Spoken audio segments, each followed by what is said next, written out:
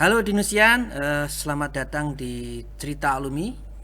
Dalam episode ini kita akan berbincang-bincang santai bersama alumni Ilmu Komunikasi.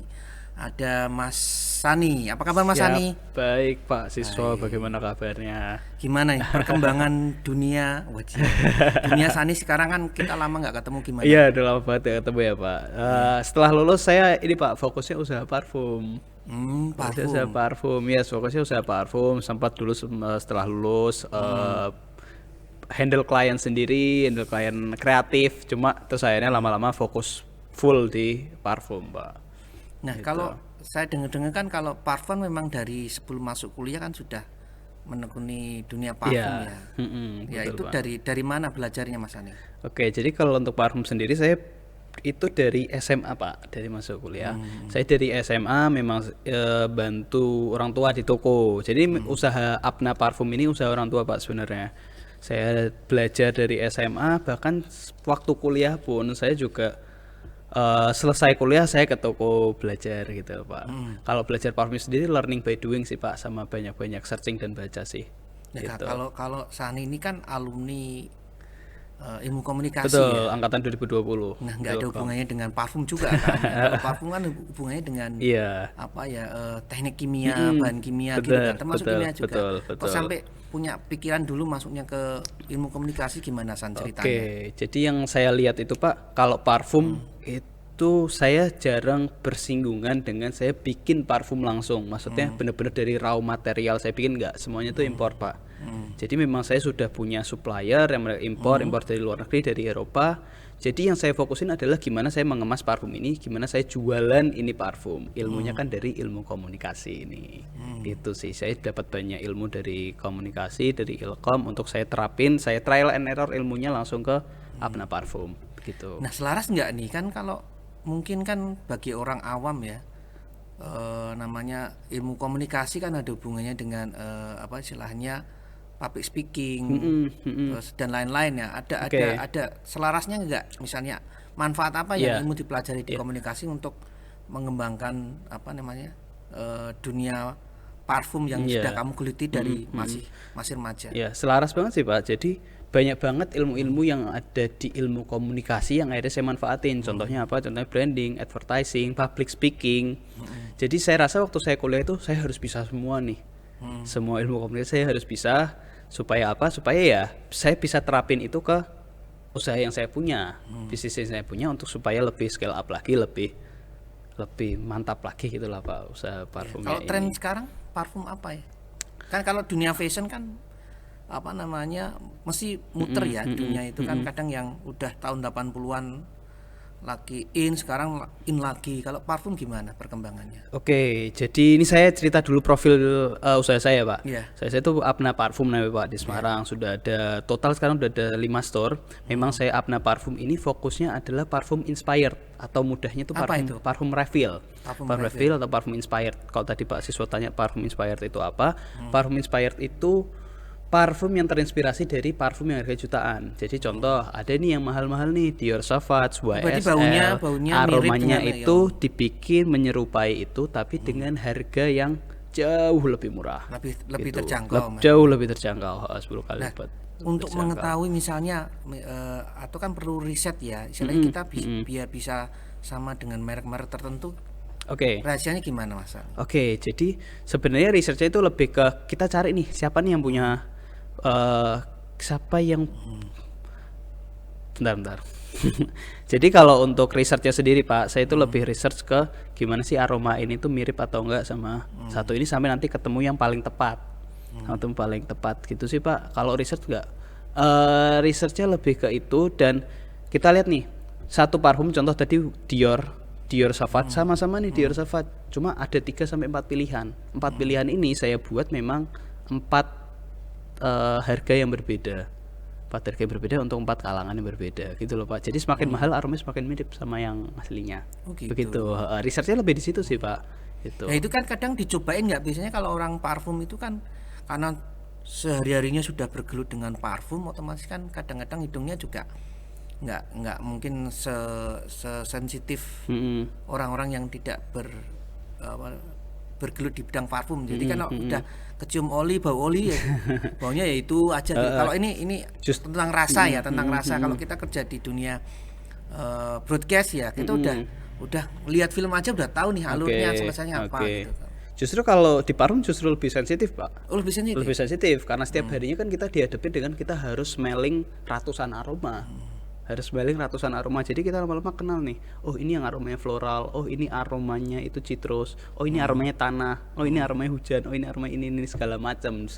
Kan luas banget ya, Pak. Parfum ini memang nggak ada selesainya sih, Pak, untuk belajar tentang perparfuman itu. Oke, kita kembali ke kuliah yang kamu kan jurusan ilmu komunikasi. Ada nggak masa-masa di mana sampai sekarang kamu punya pengalaman yang istilahnya masih keinget, paling berkesan lah waktu kuliah? Tentunya kalau waktu kuliah itu paling berkesan pertama teman-temannya pasti, Pak. Pasti teman-temannya berkesan. Yang kedua, kalau dari Ilkom Udinus sendiri sih saya cocok banget sama dosen-dosennya sih, Pak. Jujur, jadi dosen itu saya itu tipikal yang gini, Pak. Selesai mata kuliah, saya datengin dosennya. Saya tanya, saya kasih parfum. Bukan, enggak itu menjilat, Pak. Enggak, Pak. Jadi saya datengin untuk saya tanya, saya punya masalah apa nih? Contoh sama Bu Astin waktu itu, saya punya masalah branding, advertising. Saya karena kebetulan beliau dosen branding advertising, saya tanya ke beliau setelah mata kuliah selesai. Begitu juga ke dosen-dosen yang lain dan responnya semua pasti bagus, kasih insight-insight yang menarik sih. Itu, Oke, tadi sudah nyebutin Bu Astin ya, karena udah ada kode komunikasi. Kita akan kembali ke segmen 2 setelah iklan-iklan berikut ini. Oke.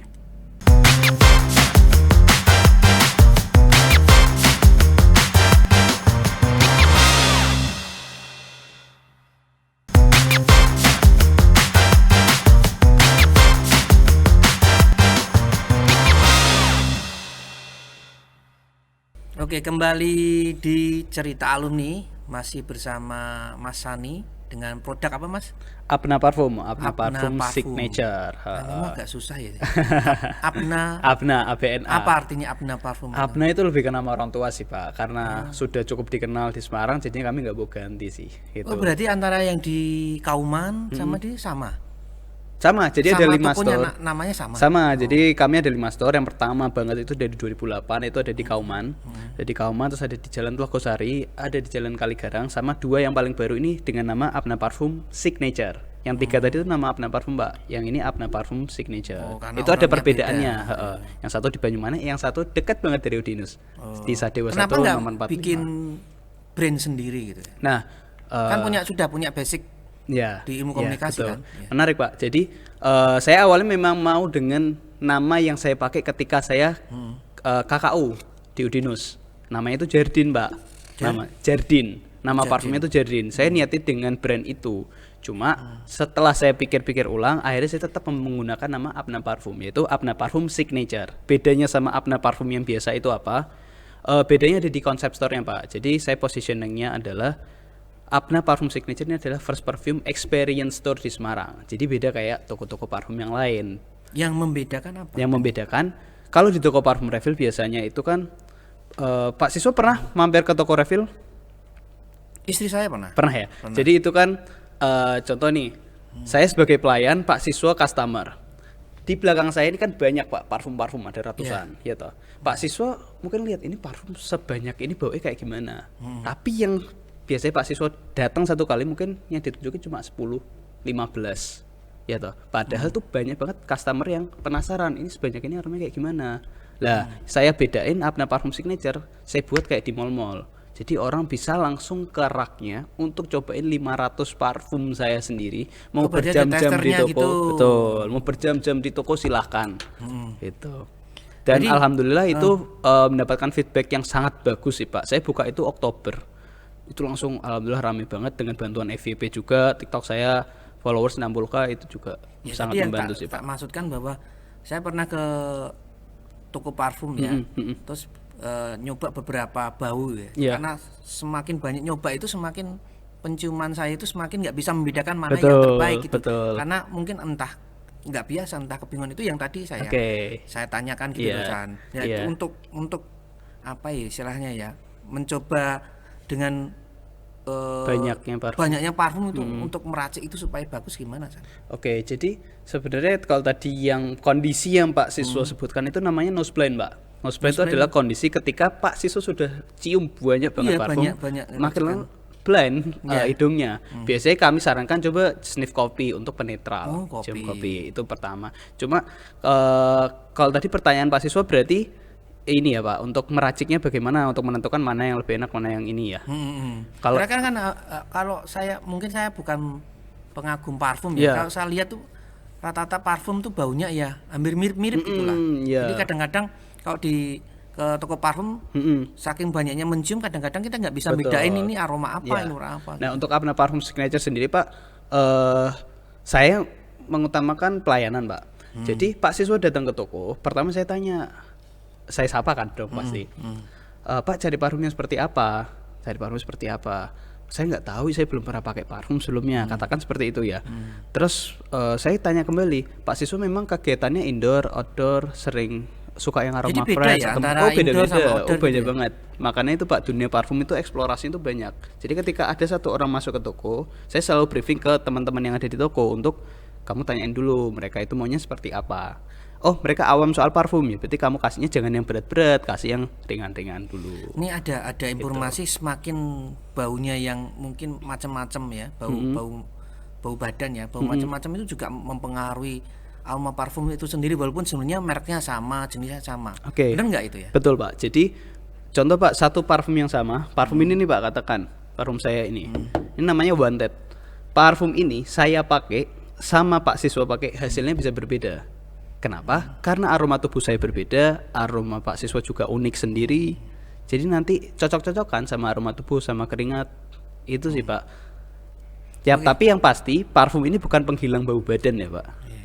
Gitu. Terus lebih ke apa? Kalau bukan penghilang bau badan? Kalau ada penghilang bau badan kan pasti ada deodoran, ada ya macam-macam lah.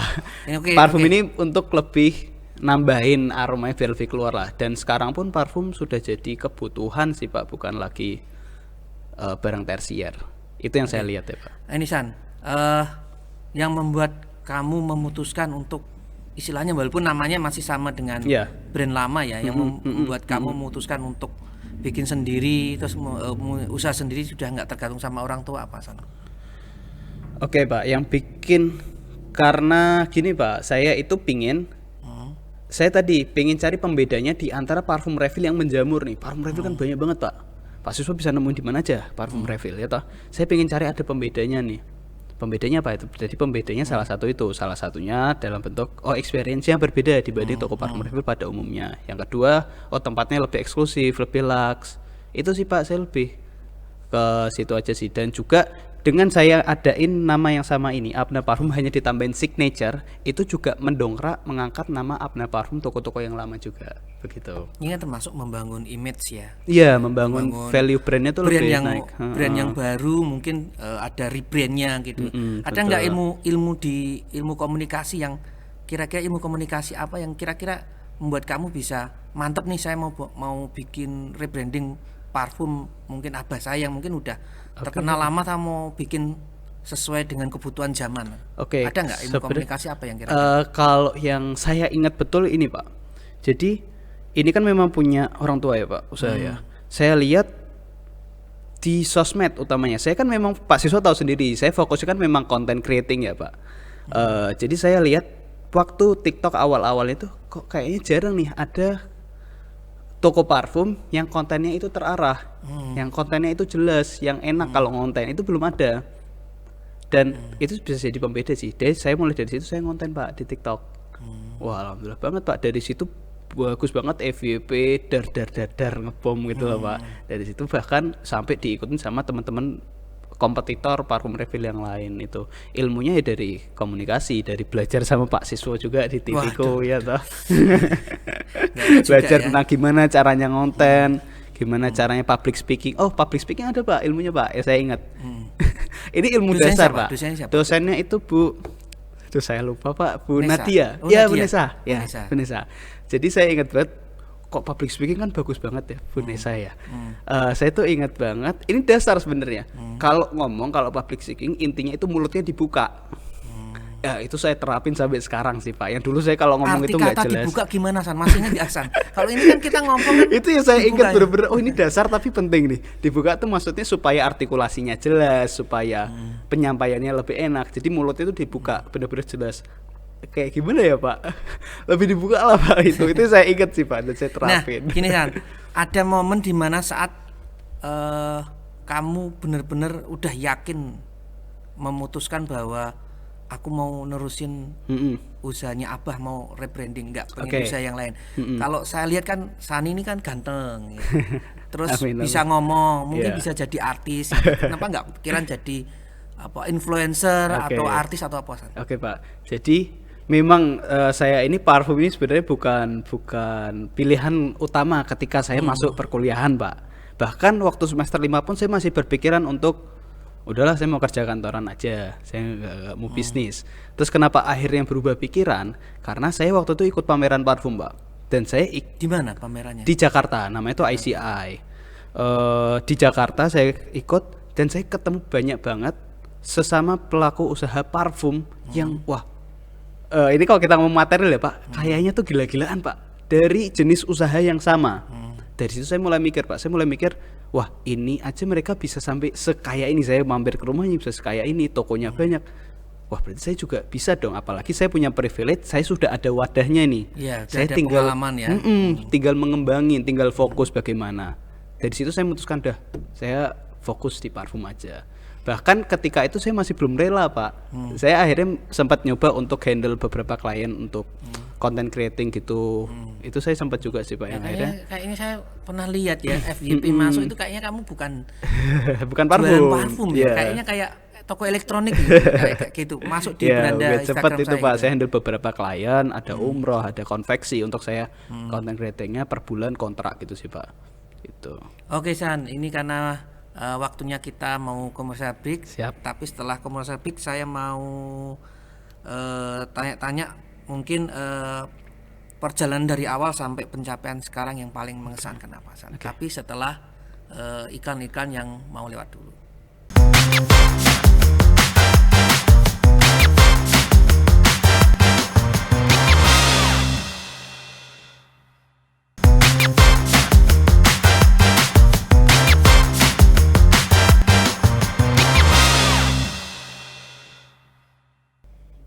Kembali lagi di cerita alumni bersama Mas Sani dengan merek parfum apa Mas tadi? Saya lupa. Apna Parfum. Apna Parfum. Ini tak bantu terus loh. Apna Parfum. Ini ada pertanyaan yang mungkin tadi belum sempat disampaikan di segmen kedua. Itu mungkin ada nggak momen-momen atau perjalanan yang dari awal sampai sekarang, kemudian pencapaian apa yang bikin kamu bangga terhadap prestasi atau mungkin hasil kerja kerasmu sekarang ini? Oke. Sebenarnya saya masih sangat perlu banyak belajar ya Pak, dan masih belajar terus sampai sekarang, belum ada pencapaian yang wah. Cuma memang ada momen yang menurut saya wih gini toh gitu loh Pak. Jadi adalah ketika saya itu kan fokus banget, memang salah satunya adalah saya fokus konten di TikTok Pak. Yang sebelumnya saya fokus konten cuma untuk konten pribadi atau kontennya orang lain. Jadi saya fokus konten untuk parfum saya sendiri gitu. Dan alhamdulillah itu works di TikTok, FYP segala macam. Dan saya tuh sampai oh udah sejauh ini itu adalah ketika saya di toko, orang datang ke toko untuk ketemu saya dan foto sama saya, minta foto sama saya. Karena di TikTok. fansnya ya. Iya, karena di TikTok, karena ngelihat di TikTok, ngelihat saya jelasin parfum, dan kebetulan orang itu memang suka sama parfum. Mereka dia ngikutin account saya, konten-konten saya, terus dia datang ke toko jauh-jauh dari luar kota minta foto. Hanya untuk Enggak, dia foto. beli dan juga minta foto, ngobrol Hanya bareng foto, gitu. Hanya karena ngefans terus mau beli parfum luar Iya, dari kota. itu sih Pak, itu sebenarnya nggak besar-besar banget. Kalau cuma, tantangan wah, yang gitu. terbesar apa San selama kamu merintis apa namanya ini? Apna Parfum. Iya, Apna Parfum ini. Kalau tantangannya sih Pak, pasti akan lebih banyak lagi yang datang. Cuma untuk sejauh ini Pak, tantangannya itu harus terus belajar, dan ketika ngelihat kompetitor itu, wih kok mereka bisa ya begitu ya, kita harus kejar terus gitu loh Pak. Jadi ada rasa ketika ngelihat kompetitor ini kok mereka oke ya, ada rasa kayak rada kecil hati gitu loh Pak. Dan tapi dari situ justru jadi motivasi buat makin baik lagi ke depannya sih Pak. Tantangannya sih pasti selalu ada di manajemen, Pak. Oke. Manajemen SDM. Kedepannya gimana San ini? Ada nggak hal-hal yang eh, pengen dicapai ya? Sejauh ini sudah punya beberapa cabang Iya. apa istilahnya ya, toko parfum ya. Iya, Ada iya. nggak planning atau rencana yang pengen dicapai yang mungkin sekarang ini sudah direncanakan? Oke, kalau untuk planning yang ingin dicapai, tentunya kalau saya belum punya untuk planning secara nilai uang Atau ya, Pak. ngalir aja gitu ya? Eh, saya lebih pingin Apna Parfum ini orang beli ke Apna Parfum bukan karena produk tapi karena value yang diberikan. Dan itu yang lagi saya rancang, Pak, sebenarnya. Kayak contoh orang, kalau kita ngomong jauhnya ya, Pak, ngomong jauhnya kayak kita ngelihat Apple aja, orang beli Apple kan kebanyakan karena gengsinya. Wih, Iya. pakai iPhone nih, wih keren nih. Kan kebanyakan kan karena itu, Pak, bukan karena ngelihat spesifikasinya. Kalau spesifikasinya mah yang lebih bagus juga banyak, cuma karena ngelihat brand Apple-nya. Itu saya pingin menjadikan Apna Parfum ini punya value di situ. Itu yang lagi saya rancang sih, Pak. Dan tentunya target jangka panjangnya adalah semua orang bisa nyobain parfumnya Apna Parfum dan hadir di kota-kota lain juga. Itu sih, Pak. Nah, sekarang apakah cukup kamu menjadi pengusaha parfum atau ada mungkin passionmu yang pengen kamu capai? Tadi kan cukup lumayan tuh, influencer TikTok ada nggak? Iya. Tentunya untuk sekarang fokus di Apna Parfum, Mbak. Cuma ke depannya pasti saya tuh pingin saya juga punya personal branding juga di sosial media. Saya punya akun TikTok sendiri. Katakan selebgram atau seleb TikTok atau influencer atau KOL yang saya dibayar Nah, itu kan memang termasuk untuk jenis pekerjaan yang sekarang cukup Iya, menjanjikan cukup dan menjanjikan. relate sama Iya. apa ilmu komunikasi yang kamu pelajari. Betul, dan saya sangat ingin sih, Pak, untuk jadi itu. Tapi kan memang itu nggak bisa secepat ya, Pak. Memang harus dibangun gitu. Sekarang pun saya lagi coba untuk membangun itu sih, Pak. Oke Sani, ini di ujung segmen 3 atau ujung Iya. acara ada nggak motivasi buat adik-adik kamu di Ilkom maupun di jurusan manapun yang mungkin kamu bisa memberikan apa sedikit motivasi? Silakan San. Oke, jadi kalau untuk adik tingkat semua yang lagi berkuliah, pesan saya cuma satu sih, jangan hanya kuliah untuk datang kuliah pulang. Coba cari relasi dan juga banyak-banyakin ngobrol sama dosen-dosen, karena itu yang saya lebih banyak dapetin dibanding di mata kuliah sendiri adalah ngobrol, dapetin insight langsung dari dosen-dosen di luar mata kuliah. Itu sih. Dan jangan lupa mampir ke Apna Parfum Signature 2.0 di Jalan Sadewa 1 nomor 45. Gitu. Oke San, terima kasih udah Siap, terima ketemu kasih Pak Siswo. selama kurang lebih 30 menit kita Iya. ngobrol. Akhirnya segmen ketiga atau segmen terakhir selesai. Seru banget, mungkin ada beberapa pengalaman yang bisa di-share Sani ke teman-teman, mulai dari semangatnya, mungkin cara belajarnya, mungkin walaupun sebenarnya apa sekarang yang digeluti itu tidak sesuai dengan apa ilmu yang dipelajari, Iya, tapi masih ada yang bisa. Oh iya, tapi semua ilmu komunikasi yang saya pelajari di UNUS dapat saya manfaatkan di bisnis saya. Oke, jangan lupa saksikan cerita alumni di hari dan jam yang sama. Oke, sampai jumpa.